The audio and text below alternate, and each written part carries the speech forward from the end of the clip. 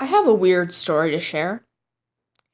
It's not really a normal story, more like one of those campfire horror tales you tell your friends to scare them. You could call it a ritual, I guess. The most popular name for it is called the choice game.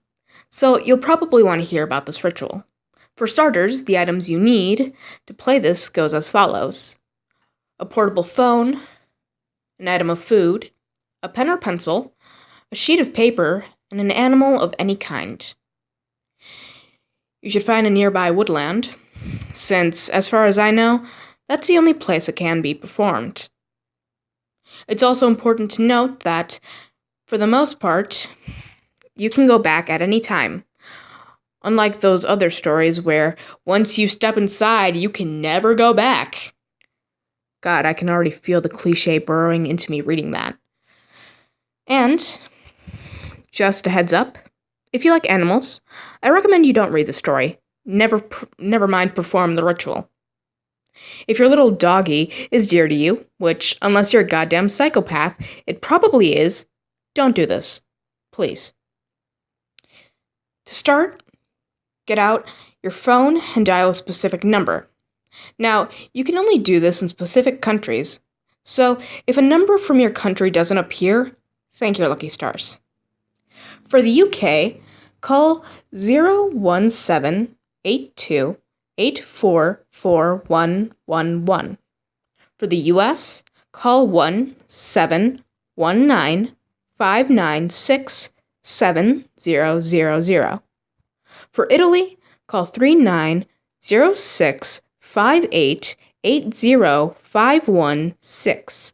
For Norway, call 21090480. Once you've connected, you'll hear nothing but silence. You'll need to take the first step by saying a certain phrase. The one in this example is English, but translation can work interchangeably.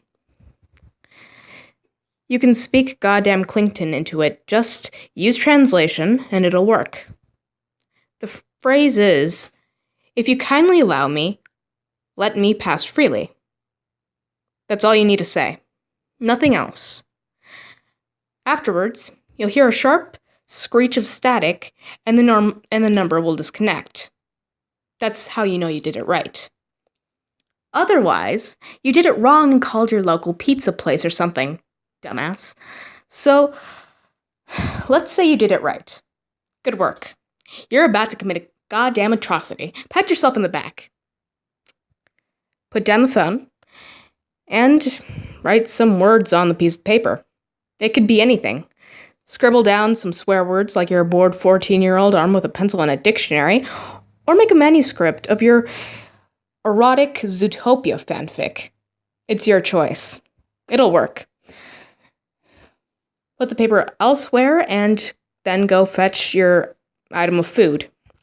Place the food in the middle of the paper and wrap the paper around the food. With that done, get an animal, like a street raccoon or something, or go the easy and deprive route and use a pet if you have one. Any animal would work. Hell, you could use a blue whale if you were really that bored. Anyways, you then need to trek into the woods with food wrapped in paper and an animal in tow. Inside the woods will be a small, pristine shack that has seemingly popped up out of nowhere. You've never noticed it. Maybe you've even walked all over the spot where it was the day before. Too bad. You have now. Walk into the shack and knock on the wall 4 times. Just like that. An old man, slightly short, with balding hair and a wrinkled face, will then walk through the entrance into the shack and greet you politely. Greet them back, and they'll strike up a conversation with you, which you must go along with. At some point in the conversation, they'll bring up the piece of paper in your hand and say it looks kind of weird. They'll ask if they can eat it, since they knew the kind of item that you put into it. Give it to them, and they'll just bite through it like it's a fucking marshmallow. Choose not to, and they'll just continue the conversation until you get bored.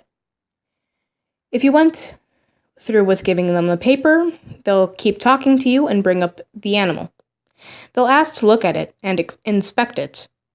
Give it to them. And they'll open its mouth and look inside. They then open its mouth further and further until its arms start flailing and its jaw breaks. They'll dig their hands into the walls of your animal's mouth and tear it in two, all while maintaining that polite, friendly smile. If you refuse, like someone who isn't fucking demented, the person will get angry and leave the shack. You'll then be free to leave as well, and you can go home knowing that little Rover survived that day. But if you went through with those two things, they'll hand you the animal and tell you to look closely at its throat. When you do, you'll see a strange, captivating vision somehow playing inside the throat. It varies from person to person what the vision is. Some people say they see new colors. Maybe others see beautiful enthrall figures dancing through and fro. Some might even see dead relatives. Look back after this and you'll see that they're gone. Follow this carefully. Failing to do so will land you with injuries, or worse. Exit the shack, but in doing so, only take 4 steps. This is easy for people who decided to be right next to the door. But if you're at the opposite end, may God help your soul. When you exit, you'll find a close friend near the door. You could have seen them every day at school, or they could just be someone you knew over the internet. It doesn't matter, though. They'll be there, smiling. They'll coax you inside, but once you're in, the door you came in will disappear. No going back now. The friend you were with will suddenly be the person that resided in the shack, still bearing that godless, polite smile. They'll try and talk to you again, mentioning the animal on your face. Please, don't talk to them, because if you proceed further with the conversation, well, they'll ask to inspect you. Respond, and you'll be hit with a strong blow of ironic karma. You'll befall the same fate as the poor animal you sacrificed to make this happen.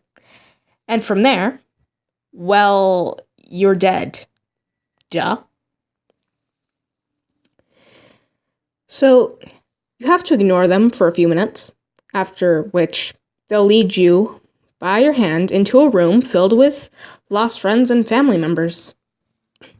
Some may be dead, some you haven't seen since your younger days. You'll be asked which ones to save and which ones to kill. The dead ones, well, they're dead, so it doesn't really matter, right? But the alive ones will make you sweat, leave you deciding what brought you to this point. When you choose one person to save, another will die from a horrible cause.